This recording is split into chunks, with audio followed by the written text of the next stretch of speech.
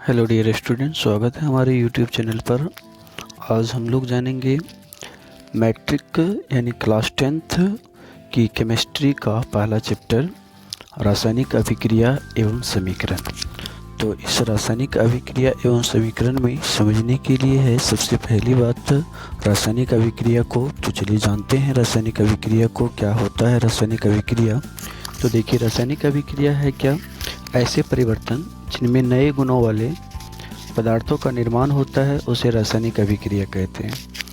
आप इसका परिभाषा दूसरे प्रकार से भी दे सकते हैं कि जब दो या दो से अधिक पदार्थ आपस में मिलकर के नए भिन्न गुण वाले पदार्थ का निर्माण करता है तो उसे रासायनिक अभिक्रिया कहते हैं। अब यहाँ पे देखिए कि रासायनिक अभिक्रिया की कुछ भाग है, उस रासायनिक अभिक्रिया के भाग को जानते हैं। ऐसे पदार्थ जो किसी रासायनिक अभिक्रिया में हिस्सा लेते हैं उन्हें अभिकारक कहते हैं। दूसरी बात है क्या, ऐसे पदार्थ जिनका निर्माण रासायनिक अभिक्रिया में होता है उन्हें उत्पाद कहते हैं।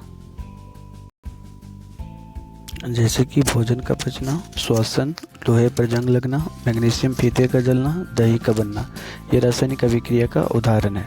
अब रासायनिक अभिक्रिया होने की जो कुछ परिवर्तन है उस परिवर्तन को हम लोग जानते हैं। जैसे रासायनिक अभिक्रिया में होने वाले परिवर्तन जो है, अवस्था में परिवर्तन, रंग में परिवर्तन, तापमान में परिवर्तन, गैस में परिवर्तन, इन सभी परिवर्तनों का होने से रासायनिक अभिक्रिया होने की पुष्टि होती है। अब यहाँ विशेष बात जानने की ये है कि रासायनिक समीकरण क्या होती है वो जानिए। जब कभी रासायनिक अभिक्रिया को संकेत या सूत्रों के द्वारा निरूपित करते हैं तो उसको रासायनिक समीकरण कहते हैं। जैसे कि यहाँ पे देख सकते हैं, रासायनिक अभिक्रिया रासायनिक समीकरण द्वारा निरूपित की जाती है। रासायनिक समीकरण में तत्वों के प्रतीक या अभिकारक और उत्पादों के रासायनिक सूत्र उनकी भौतिक अवस्था के साथ लिखे जाते हैं। रासायनिक अभिक्रिया में आवश्यक परिस्थितियाँ जो है, उस आवश्यक परिस्थितियों को जानना यहाँ जरूरी है। रासायनिक अभिक्रिया में आवश्यक परिस्थितियाँ जो है वो ताप है, दाब है, उत्प्रेरक है। इतना को तीर के निशान के ऊपर या नीचे दर्शाया जाता है। अब देखिए, यहाँ पे रासायनिक अभिक्रिया को संतुलित करना ज़रूरी होता है। रासायनिक अभिक्रिया को संतुलित कैसे किया जाता है, उनकी विधि को जानेंगे कि रासायनिक अभिक्रिया को संतुलित कैसे किया जाता है। तो यहाँ रासायनिक अभिक्रिया को संतुलित करना, जब देखिए रासायनिक समीकरण को संतुलित करना या रासायनिक अभिक्रिया को संतुलित करना एक ही बात हुआ। तो यहाँ पे रासायनिक समीकरण को संतुलित करने के लिए द्रव्यमान संरक्षण नियम को फॉलो किया जाता है। द्रव्यमान संरक्षण का नियम क्या है वो भी जान लीजिए। किसी भी रासायनिक अभिक्रिया में द्रव्यमान का न तो निर्माण होता है न ही विनाश होता है। तो यहाँ पे द्रव्यमान संरक्षण के नियम के तहत रासायनिक अभिक्रिया या रासायनिक समीकरण को संतुलित किया जाता है। रासायनिक समीकरण को संतुलित करने के लिए हीट एंड ट्रायल मेथड सबसे व्यापक और सरल विधि है और सबसे सर्वप्रथम यह विधि है हीट एंड ट्रायल मेथड यानी अनुमान विधि। अनुमान विधि से किसी भी रासायनिक अभिक्रिया या समीकरण को संतुलित किया जाता है।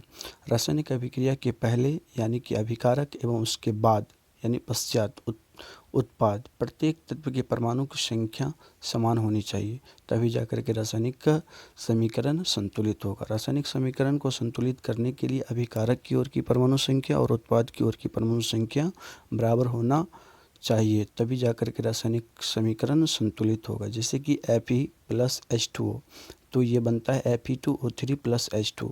तो यहाँ पर Fe+H2O देखिए, Fe इस साइड अभिकारक की ओर जो है उसकी Fe की अगर बात करते हैं तो Fe में अगर इस साइड की बात करते हैं तो Fe+H2O, तो इधर की इस साइड की जो घेरा वाला ये अभिकारक हो गया और इस वाला घेरा जो है ये उत्पाद हो गया। तो अभिकारक और उत्पाद को जानना जरूरी है कि अभिकारक का मतलब हुआ रासायनिक अभिक्रिया में भाग लेने वाले पदार्थ। रासायनिक अभिक्रिया में जो भाग लेता है उसको अभिकारक कहते हैं और रासायनिक अभिक्रिया के फलस्वरूप जो पदार्थ का निर्माण होता है उनको हम लोग क्या कहते हैं, उत्पाद कहते हैं। ये उत्पाद हो गया। अभिकारक और उत्पाद को यहाँ समझे। और अभिकारक की ओर की परमाणु संख्या और उत्पाद की ओर की परमाणु संख्या जब बराबर होती है तब हम उनको कहते हैं रासायनिक समीकरण संतुलित हो गया।